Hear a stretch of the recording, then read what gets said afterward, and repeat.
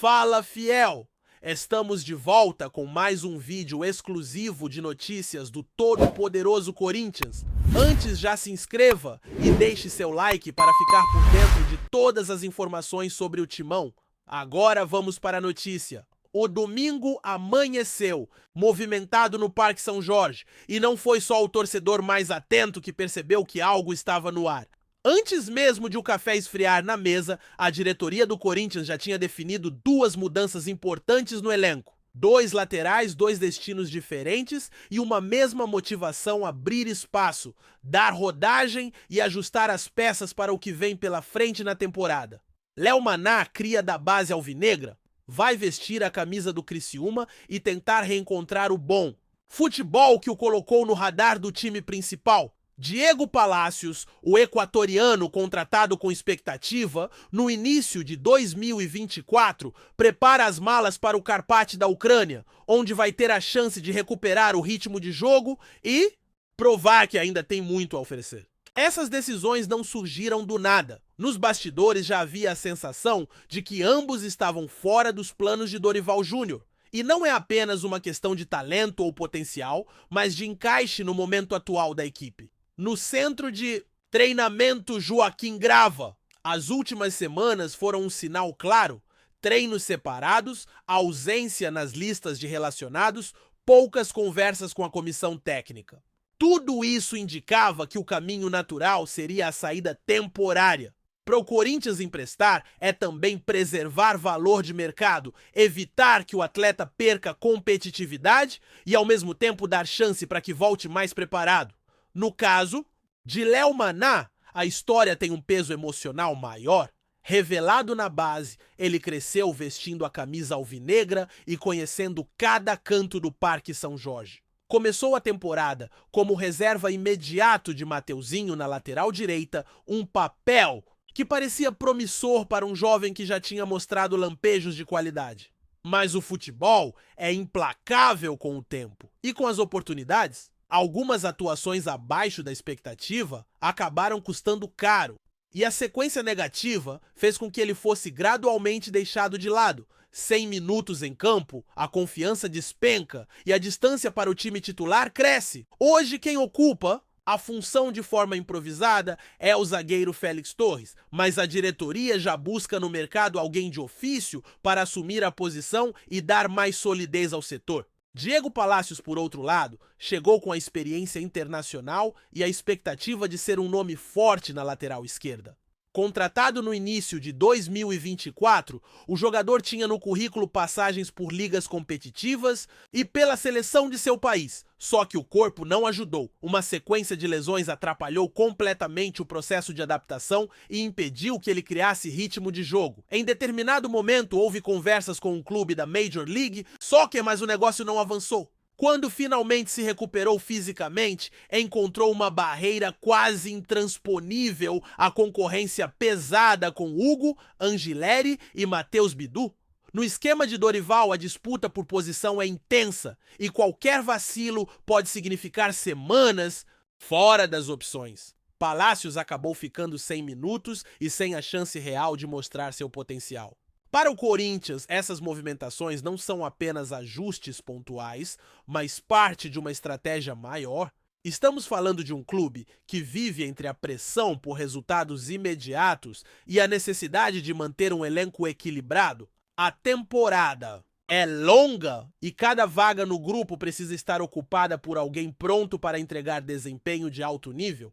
Se o jogador não consegue ter sequência, a melhor alternativa é buscar um empréstimo que permita recuperação técnica e psicológica. E é exatamente isso que a diretoria espera que aconteça com Léo Maná e Palacios. O destino de Léo Maná no Criciúma pode ser interessante. O time catarinense tem um calendário desafiador e precisa de reforços para manter estabilidade no campeonato. Para um lateral jovem com boa velocidade e disposição para subir ao ataque, é a chance de ter minutos, cometer erros, aprender e voltar mais maduro. A pressão, claro, existe, mas é diferente daquela que se vive no Corinthians. É possível trabalhar com mais tranquilidade, sem o peso diário de um gigante acostumado a disputar títulos e a conviver com críticas ferozes a cada atuação abaixo do esperado. Já Palácios vai encarar um cenário completamente distinto. Na Ucrânia, o Karpat é um clube que não vive o mesmo nível de competitividade de um campeonato brasileiro,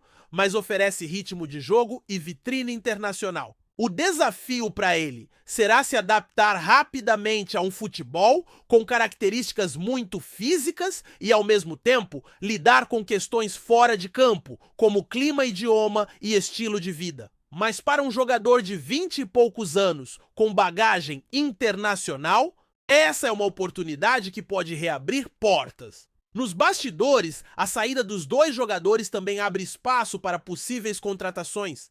A lateral direita, como já é sabido, é prioridade no mercado. O improviso com Félix Torres é apenas uma solução emergencial e a comissão técnica sabe que precisa de um atleta que tenha a posição como especialidade.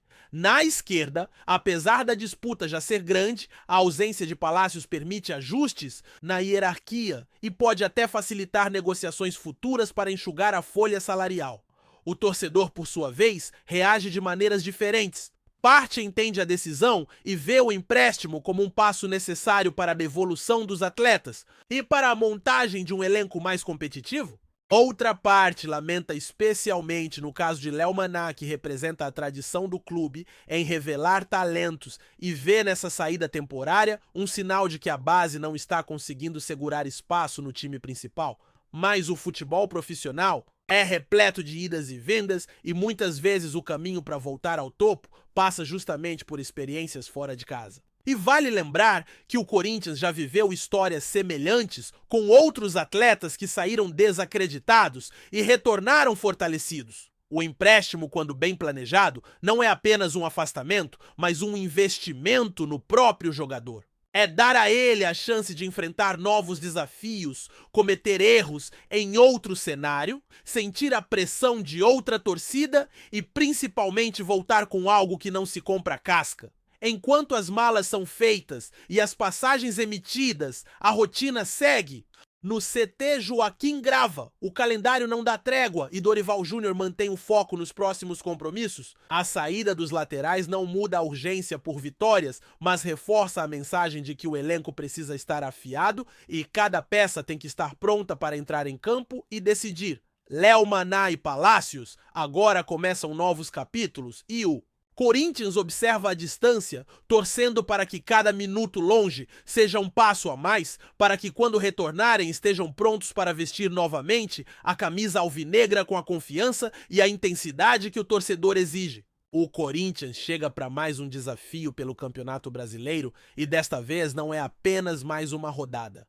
É um jogo carregado de história de lembranças e de um incômodo que já dura quase 2 décadas. Nesta segunda-feira, às 20h, pelo horário de Brasília, o Timão entra em campo para encarar o Juventude no estádio Alfredo Jaconi. E o objetivo vai muito além dos 3 pontos. O time quer quebrar um tabu que persegue gerações de jogadores e que atormenta o torcedor. Mais apaixonado há quase 17 anos, o Corinthians não vence o Juventude jogando como visitante. Para entender o tamanho desse jejum, é preciso voltar no tempo. Novembro de 2008. O Corinthians vivia um momento de reconstrução depois de ter amargado a queda para a segunda divisão no ano anterior. Sob o comando de Mano Menezes, a equipe vinha fazendo uma campanha avassaladora na Série B, com atuações consistentes, um elenco comprometido e um objetivo claro: voltar para a elite do futebol brasileiro com moral. Naquele dia contra o Juventude, o Timão mostrou exatamente o que queria. Christian e Moraes marcaram os gols que garantiram a vitória por 2-1, enquanto Egídio descontou para os gaúchos. Aquela vitória, além de marcar o fim de um ciclo de jogos difíceis em Caxias do Sul, ficou registrada também porque o Corinthians encerraria a temporada com a maior pontuação de um campeão da Série B na era dos pontos corridos, 85 pontos. Uma marca que até hoje ninguém conseguiu superar. A equipe se reencontrou com a sua identidade, embalou a torcida e deu início a um período de conquistas que mudaria a história recente do clube. Mas depois daquele triunfo, algo mudou. As visitas ao Alfredo Jaconi se tornaram pesadelos frequentes. O Corinthians voltou a enfrentar o Juventude em 4 oportunidades na casa do adversário e não conseguiu vencer nenhuma vez. Foram 3 derrotas e apenas um empate, um desempenho que machuca o orgulho de um clube acostumado a ser protagonista.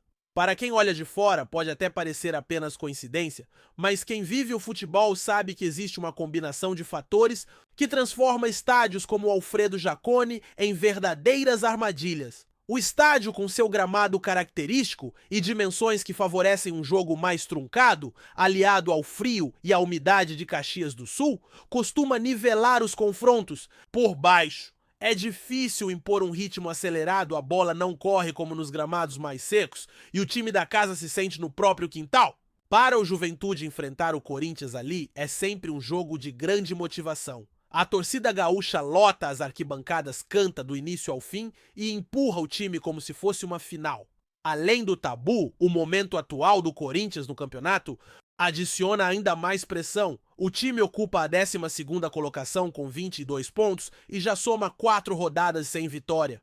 Essa sequência preocupa porque, apesar de não estar colado na zona de rebaixamento, o Brasileirão é traiçoeiro e uma série negativa pode rapidamente transformar um cenário de estabilidade em alerta vermelho. O desafio, portanto, é duplo: vencer para respirar na tabela e de quebrar um jejum que já virou conversa de vestiário e pauta obrigatória nos programas esportivos. O ponto positivo para o torcedor é que o Timão chega embalado por um feito recente que reacendeu o ânimo: a classificação para as quartas de final da Copa do Brasil, eliminando o arquirrival Palmeiras com um agregado de 3-0, foi um recado claro de que o time pode competir em alto nível quando está focado.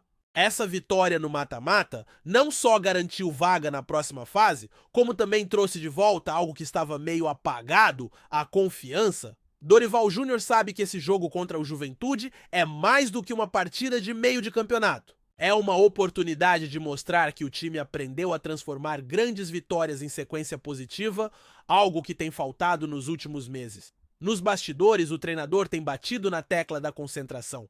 Jogar no Alfredo Jaconi exige atenção em cada lance desde o primeiro minuto. É um campo onde qualquer bobeada pode virar gol adversário e recuperar o placar se torna uma missão quase impossível. O elenco também entende que o peso histórico do duelo vai muito além da tabela. Jogadores mais experientes sabem o quanto é simbólico vencer em lugares onde o clube acumula mais lembranças. Uma vitória agora não só somaria 3 pontos, mas serviria como gatilho psicológico para o restante da temporada. Para os mais jovens que talvez não tenham vivido de perto as derrotas passadas, esse é o momento de escrever a própria história. O Juventude, por sua vez, não vai facilitar. A equipe gaúcha conhece o histórico recente e sabe que pode usar isso a seu favor. Além disso, o time vem de bons resultados jogando em casa e vai explorar cada detalhe que possa dificultar a vida do Corinthians. É o típico confronto em que a paciência é tão importante quanto a intensidade. Se o Corinthians entrar afobado, pode cair na armadilha de acelerar demais, errar passes e abrir espaços para o contra-ataque. O clima no vestiário, segundo relatos de quem acompanha de perto, é de foco total. Não há espaço para comemorar o resultado na Copa do Brasil quando se tem pela frente um desafio tão específico e tão simbólico. Dorival tem trabalhado variações táticas para adaptar o time às condições do jogo. O controle da posse de bola, a ocupação dos espaços e a capacidade de acelerar no momento certo serão determinantes. O técnico também sabe que a parte mental pode pesar. Se o Juventude sair na frente, a pressão de quebrar o tabu vai aumentar, e é justamente nesse momento que a experiência precisa falar mais alto.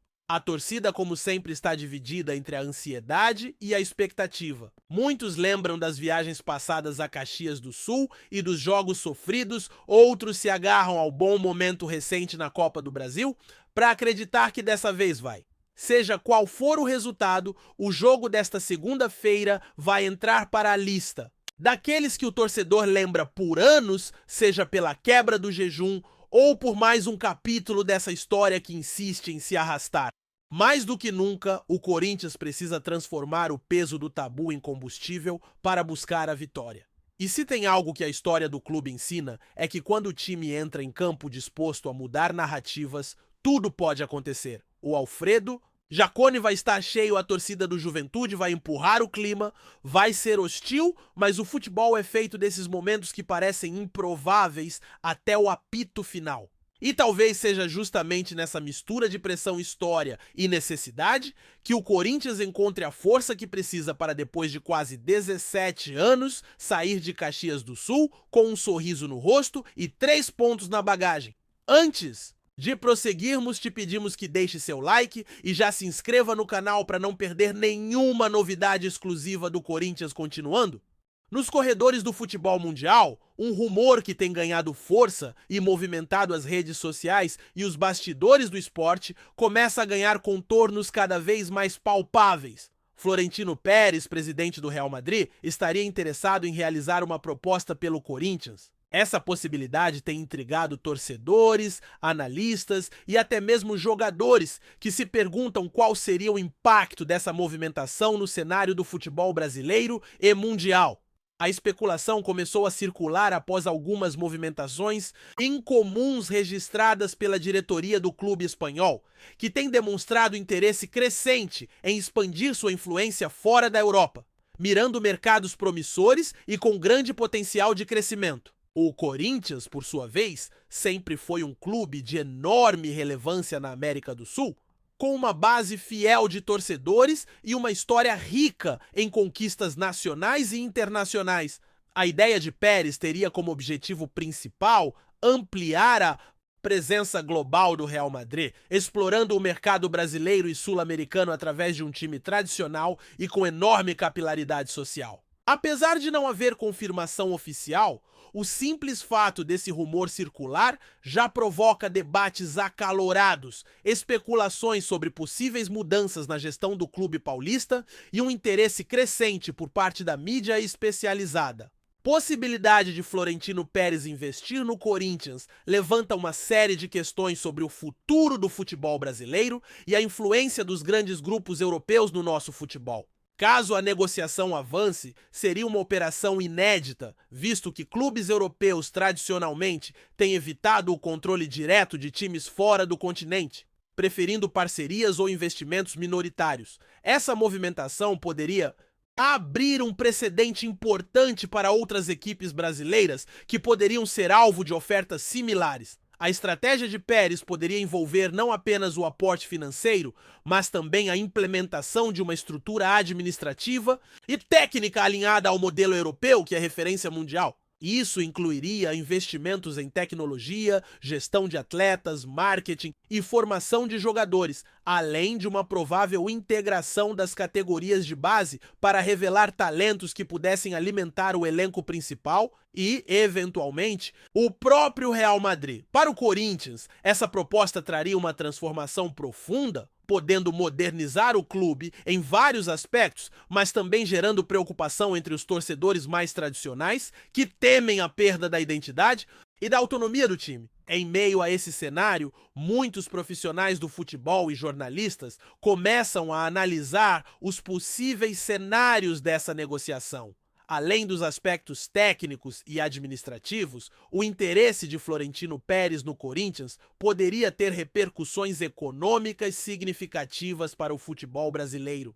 O investimento de um dos maiores clubes do mundo no país poderia atrair patrocinadores internacionais, aumentar a visibilidade global do Brasileirão e até modificar a lógica das transferências de jogadores entre Brasil e Europa. Atualmente, o futebol brasileiro é um celeiro de talentos que frequentemente são negociados para clubes do velho continente, muitas vezes de forma direta e pontual. Com a entrada do Real Madrid, a negociação poderia se tornar mais integrada, com contratos que favoreçam uma relação mais estreita entre as duas equipes, facilitando empréstimos, parcerias comerciais e o desenvolvimento conjunto de projetos. Isso poderia, por exemplo, impedir a saída precoce de jovens talentos e garantir ao Corinthians um retorno financeiro maior em futuras negociações. A mídia tem especulado sobre um possível modelo de clube-empresa, já que o Real Madrid já explora intensamente sua marca e operação comercial, o que poderia transformar o Corinthians em uma franquia com alcance mundial. Contudo, este cenário também gera debates sobre a influência estrangeira no futebol brasileiro, especialmente em um momento onde a identidade local e o regionalismo ainda são muito valorizados pelos torcedores. No âmbito esportivo, a possível aquisição ou parceria envolvendo o Corinthians e o Real Madrid, sob a gestão de Florentino Pérez, poderia desencadear uma verdadeira revolução no desempenho do clube paulista.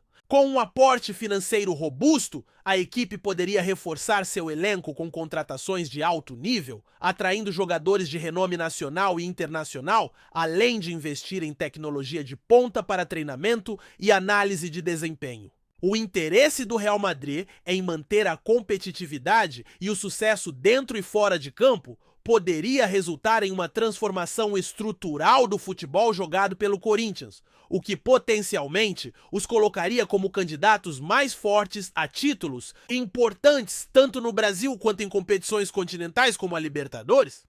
Além disso, a perspectiva de uma base jovem alinhada a um projeto de longo prazo, gerenciado por uma potência do futebol mundial, alimenta expectativas e esperança entre a torcida, que vê no rumor uma oportunidade para o clube recuperar a hegemonia que teve em diferentes épocas. No entanto, essa movimentação também pode gerar resistências internas, já que alguns membros da diretoria, técnicos e atletas podem se sentir ameaçados pelas mudanças e pela interferência externa em decisões estratégicas do clube. Por fim, o impacto emocional e cultural da possível entrada de Florentino Pérez no Corinthians merece destaque, pois o futebol vai muito além dos aspectos técnicos e financeiros, sendo um fenômeno social e cultural profundamente enraizado na identidade dos torcedores. A notícia de que o clube poderia passar a fazer parte de um conglomerado europeu levanta debates acalorados entre os fãs,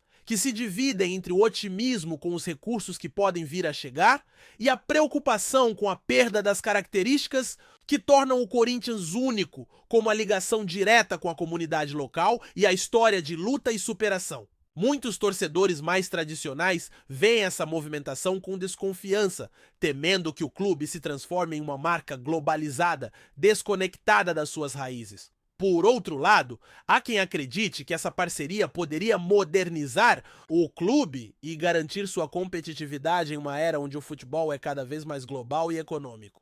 Em qualquer cenário, a especulação sobre a oferta de Florentino Pérez pelo Corinthians já é um fenômeno que mexe com o imaginário da torcida e do futebol brasileiro, deixando claro que, independentemente do desfecho, as próximas semanas serão decisivas para o futuro do clube e para o equilíbrio do futebol nacional. Apresentamos as últimas notícias do Corinthians diariamente. Inscreva-se no nosso canal e deixe o seu like para continuar recebendo informações exclusivas. Não se esqueça de compartilhar a sua opinião sobre essa notícia nos comentários, pois sua participação é crucial para o Corinthians. Até o próximo vídeo. Fiel!